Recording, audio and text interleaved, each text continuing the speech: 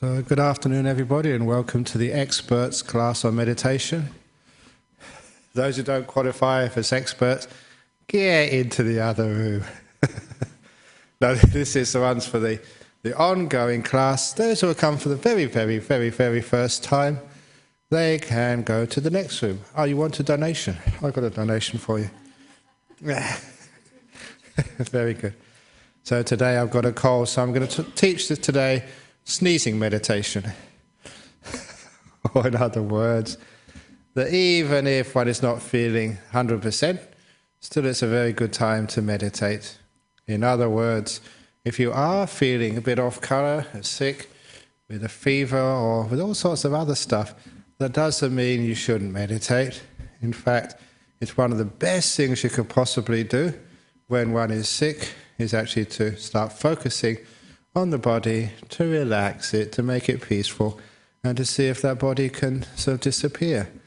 Because from my experience, both personal and teaching others, is that the more you focus on the body, the more sort of it tends to get unbalanced, sick, and the symptoms seem to get worse. But if you can somehow take your mind off that body, by first of all relaxing it and then going into the realm of the mind, it seems to be that the sickness sometimes even vanishes. I know one of my stories. When I was a young man, not years ago, I'll be honest, many years ago when I was a young man, I was up in a university feeling really sick with a flu and a cold and everything else, and staying in bed while everybody else in the house I shared with fellow students, they went off to their lectures and I was there alone feeling terrible. And then there was a knock on the door and I didn't want to get out of bed, but the person kept on knocking, and so I dragged myself to the door. And there was somebody delivering what you used to call in those days, for somebody of my generation, the hi-fi system. The machine on which you could play sort of these, you remember the vinyl records? So it was just delivered, from my home in London to this place where I was staying.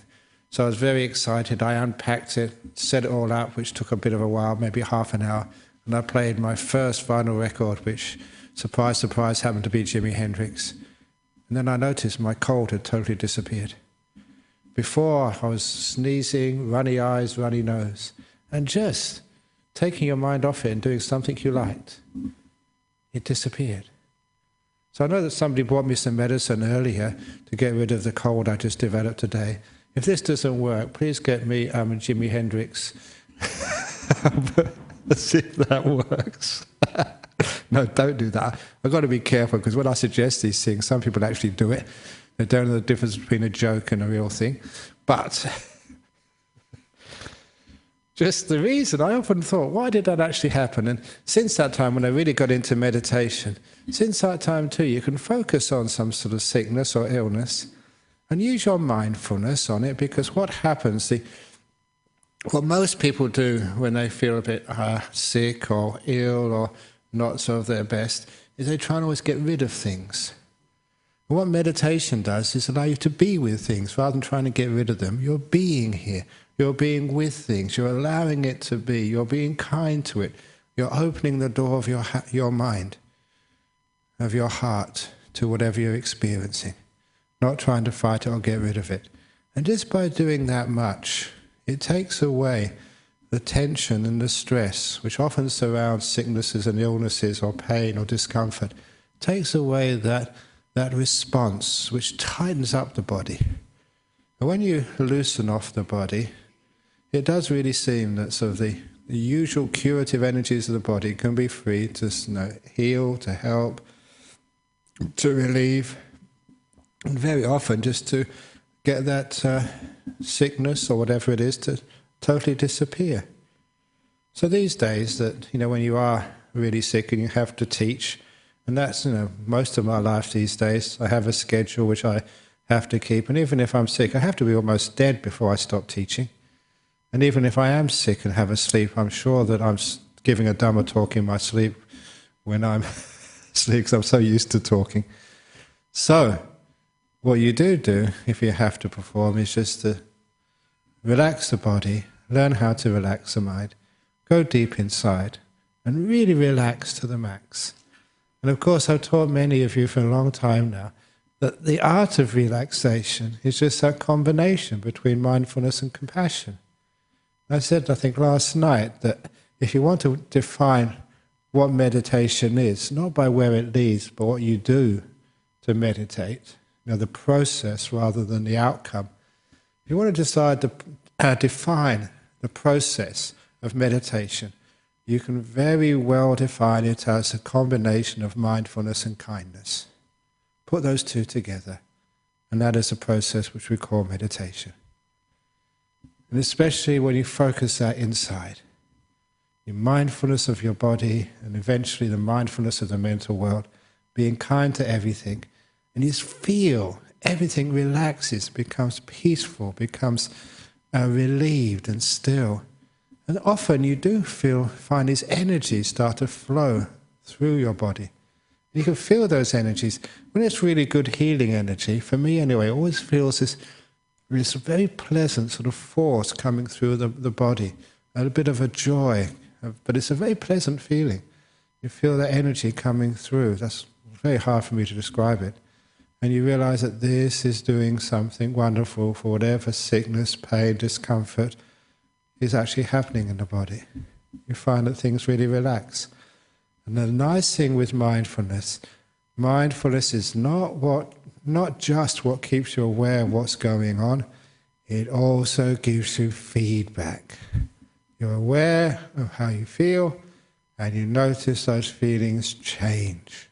You get feedback to see whether the body is relaxing and getting healthier, whether the mind is getting healthier. You feel this. And one classic example I remember, when I had to do this, I was visiting, I think, Canberra for the first time, giving a series of talks there. And I had some very nice hosts, but they decided to take me on a tour of the area around Canberra. They picked me up in the morning, and those of you who've been to Canberra, the coldest city in the whole of Australia. At least that's what it feels like. And I got a cold, and as the day was going on, you were getting worse and worse and worse and worse. And they got lost, they couldn't find their way back. And I was supposed to give a talk about 7 o'clock or 7:30, I can't remember when. I only got to the temple, I was supposed to give a talk about 10 minutes beforehand. I'd been out since about 7 o'clock in the morning. No shower, no cup of tea, nothing. And I thought, this is going to be a really bad talk. And it was. I started giving the talk, and I was sneezing. And when you've got a really bad cold, your eyes are watering, and all this stuff is coming out from your nose. And it's not air. It's all this liquid stuff, and you have to keep interrupting your talk to wipe it off with the tissues, and you feel really bad. And there's maybe, I think in those days, maybe 100 people, 150 people had come trying to listen to your talk. And it really was a bad talk. You couldn't keep your attention on what you were talking about. You had to keep on sneezing. And after 15 minutes, and because when I'm giving a talk, you look at the audience, and when they start looking at their clock or looking down at the floor, then you know that you're in big trouble. Well, these days they start SMSing or looking to see what emails they've just got. And so I said, right, instead of doing the talk, we'll now do some meditation. And actually everyone's very happy to do that. And all it was half an hour meditation. I recall this. Half an hour meditation, and you knew if you're sick, you really have to not mess around and do it properly. So I sat down and meditated, and after half an hour I gave this really nice fluent talk, not one sneeze or cough. I remember some of the people after say, wow, your talk was good, but what was really impressive was the fact that half an hour you totally changed. You had a very, very bad cold, and then it was just gone. And that happens. You know how to do that. Because when you were meditating, you were really focusing on what was happening in your nose and your throat. Really focusing and really relaxing to the max. And you relaxed so much, half an hour, and it was gone. Now, for those of you who want to, understand like psychic powers, floating up through the air, being able to read minds and all that sort of stuff, that's not really useful. But to be able to overcome a sickness, Now that's when it's actually quite good fun. That's actually something which is useful to be able to do. So that's what I advise you to do. If you're sick, still come to the temple to meditate. If you're dying, still ask the nurse to sort of wheel you in on the gurney, and you can meditate in here, even if you've got drips. So it's a wonderful, wonderful thing to do, because it actually works. You can get amazing results from learning how to meditate. So today we're learning how to meditate, even if you're a little bit sick. So before we actually start, I have to make the announcement again, because some people come in late. This is the ongoing class for those who meditated before. If you come to the Introduction to Meditation class, that is being held in the room to my right, because here we're going to meditate for about 45 minutes. If you haven't meditated before, that's a long time. So we advise you to go to the room on your right. Now we're going to meditate. As I say, you've been warned. So here we go. So if you like to get yourselves nice and comfortable in your meditation position, I will get my tissues close by to let go of all that stuff in my nose.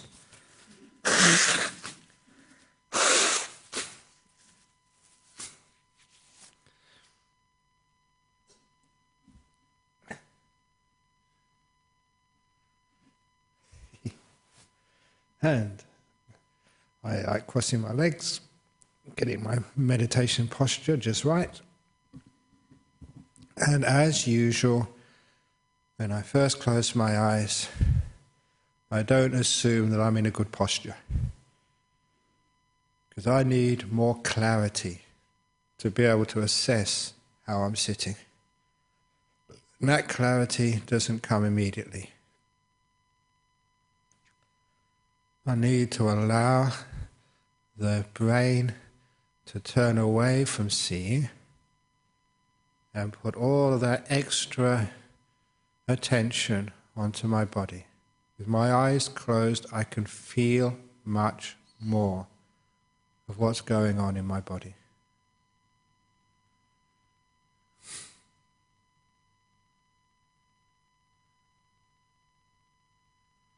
And feeling the body, I ask myself, how can I make my body more relaxed? What can I move? What can I scratch? What can I loosen so my body is more comfortable? Because I know I've got to sit like this for about 40-45 minutes. And if I'm careless at the beginning, it's going to disturb the middle and the end of my meditation. It's almost like the law of karma. If I'm heedless to my body at the beginning, I suffer later. If I'm really careful when I begin meditation, that good karma to my body means my body is going to be at ease and peaceful and comfortable. So I make good body karma at the beginning by relaxing as much as I possibly can.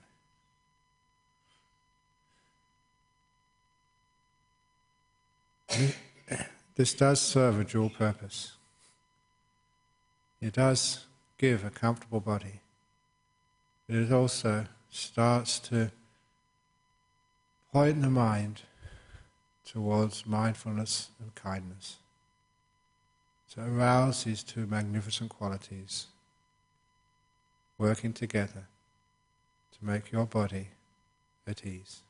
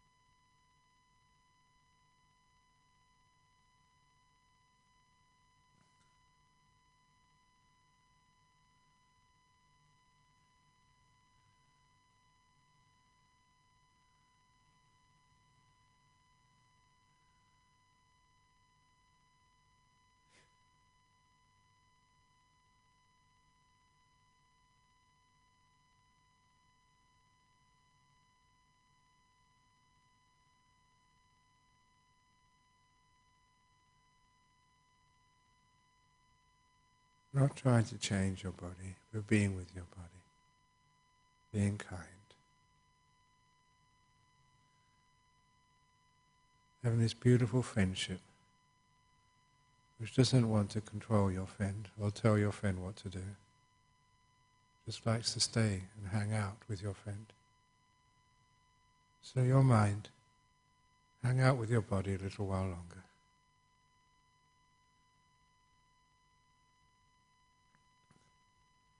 Being very gentle to her.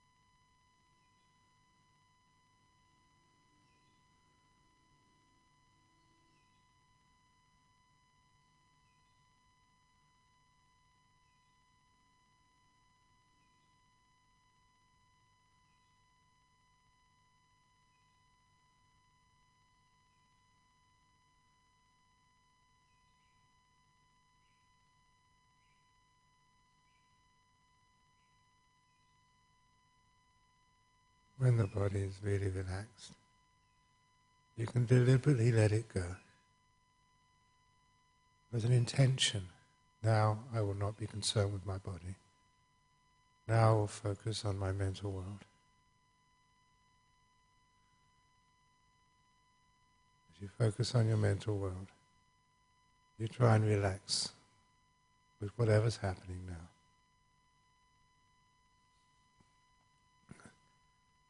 By being mindful of what's happening now and being kind, it's almost automatically you let go of the past and the future. Because your work in meditation is all to do with what's happening now. Being at peace, being kind, being gentle with this moment.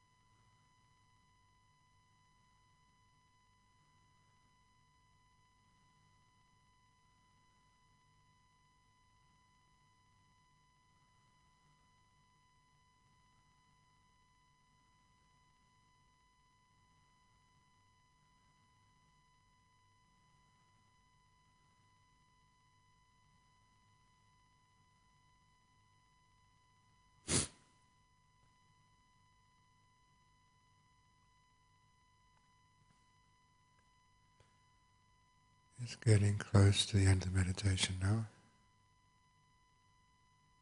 It's the time to reflect on the state of your mental world and body,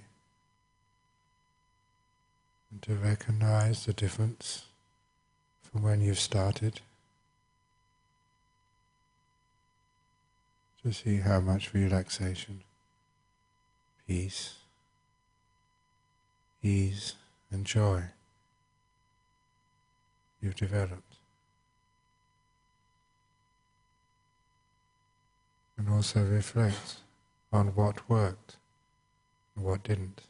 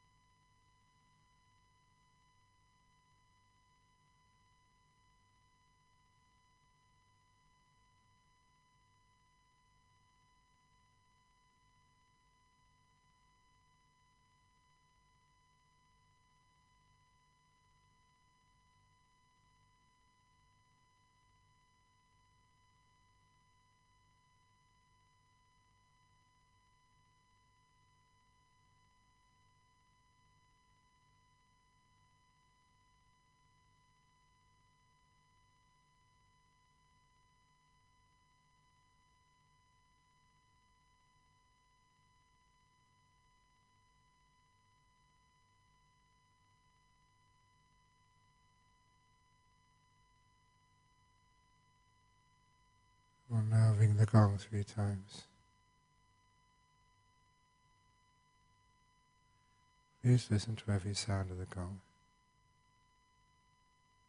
At the end of the 3rd ringing, come out from your meditation.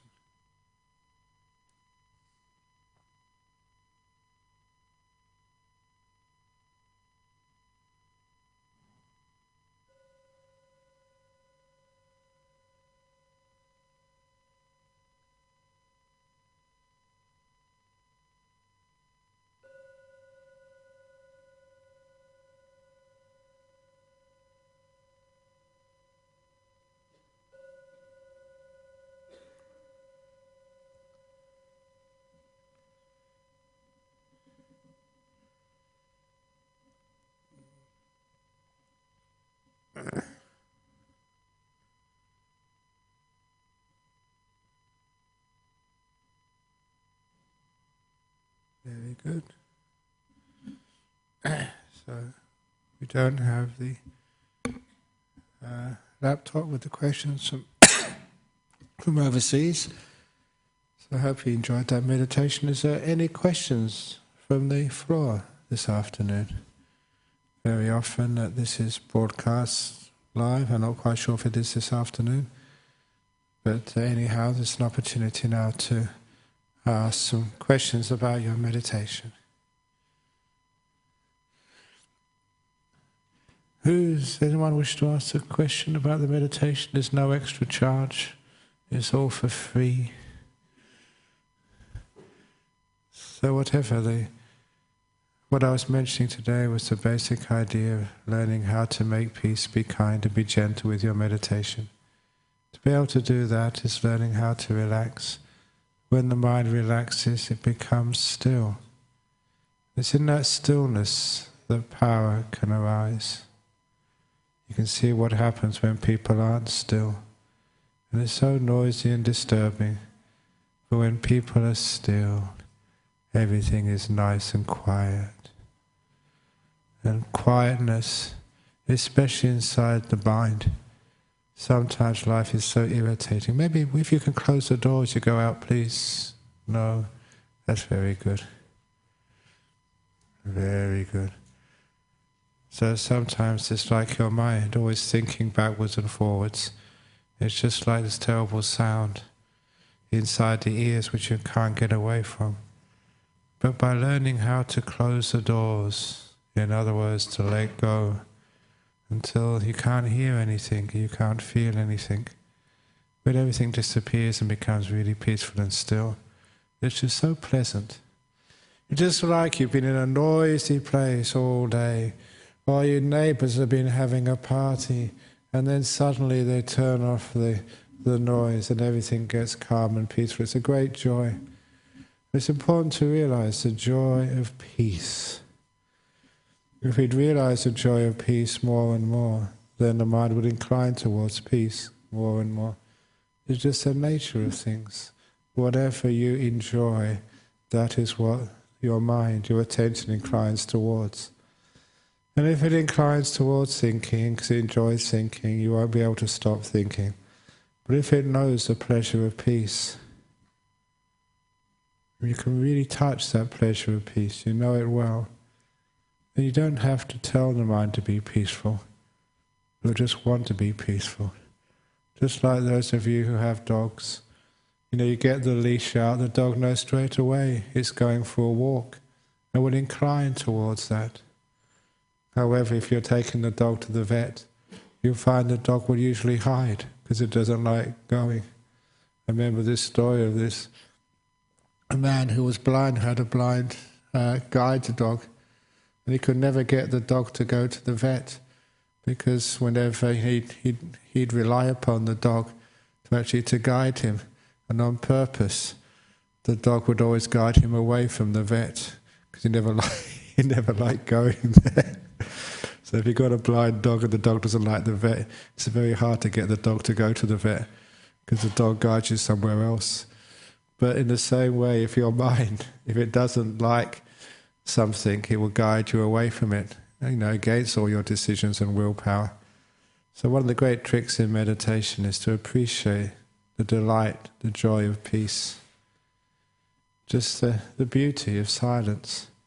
And the more you recognize that, really recognize that, soon just you can't stop the mind. The mind, when it gets even close to peacefulness, close to stillness, will just jump into it. That's actually what the Buddha said. And in some of the old teachings of the Buddha, he said, like a well-trained mind, it inclines, it leans, and it jumps into the beautiful states of mind. Basically, you see it close by, right, I'm getting into that. And you leap into the silence, into the peace, into the joy. That's only when you really appreciate just the pleasure, the benefit, the health benefits, the mental benefits of just a peaceful mind. So I know that sometimes people who meditate have trouble stilling the mind, and they just work so hard. Just using willpower, it's not the way to go in meditation. That just leaves you more stressed out and more frustrated. Please remember that the thing which works in meditation is wisdom power, not willpower. So at the end of the meditation, when you are a little bit peaceful, really learn how to appreciate the pleasure of peace, the joy of stillness. Whenever you even get close, just linger there and tell the mind, see mind, how pleasurable this is, see how joyful it is, see mind. And then by telling yourself that over and over and over again, the mind will learn, oh yeah, she's right, this is a nice place to hang out. Which means the next time you even get close to peacefulness, the mind will recognize it and just leap into it. Not because you tell it to, just because the mind is used to this wonderful happiness and pleasure of peace. And you can't stop it, you can't resist it. Your mind just goes into it all by itself. That's what happens when you train the mind. My mind has been so well trained over many years, you get a little bit of peace, I can't stop it. Off it goes. That's why it's quite tough coming out of meditation today. I was almost having an argument in my mind. Come on, you've got to get out because you've got to wind things up for everyone. I don't want to go. I'm having fun. I said, but you've got to get out. People have been meditating for about 40, 50 minutes. If they do a bit longer, they'll be hurting. But no, I want to stay. So that was what my mind was like today. So eventually you guys won. I'm too compassionate. Otherwise you'll still be meditating here. Or maybe I would, and maybe you'd have left by the time I come out. But anyway, that's what happens. The mind just enjoys itself. When you understand that meditation is when the mind really enjoys itself in peace and stillness, then you really get into the meditation. You just can't stop yourself. You're just sitting here having a great time. So that's what meditation really is. So, anyone got any questions or comments yet? Going. going. Okay, God. If you do have any questions, I know we used to do this a long time ago, but it stopped. You can always write them down on a piece of paper and leave them on the little bench here before the meditation session so that your questions are anonymous. And even though that, many of you are members of our Buddha Society, and when you joined I've got records of your handwriting, I promise I will not compare the sort of the question and find out who wrote it. It will truly be anonymous. Because that means you can ask a question and you won't feel embarrassed. I don't know why people feel embarrassed about asking questions. And I don't feel embarrassed about answering them. So I don't see why you should be embarrassed about asking them. But anyway, if you have a question about meditation in the next weeks, piece of paper and just leave it on here. And then you can feel very happy. You've got your question answered and you're not really embarrassed. Okay. So we can now maybe just finish off. And then I can have a good sneeze. So let's just pay respects to Buddha Dhamma Sangha.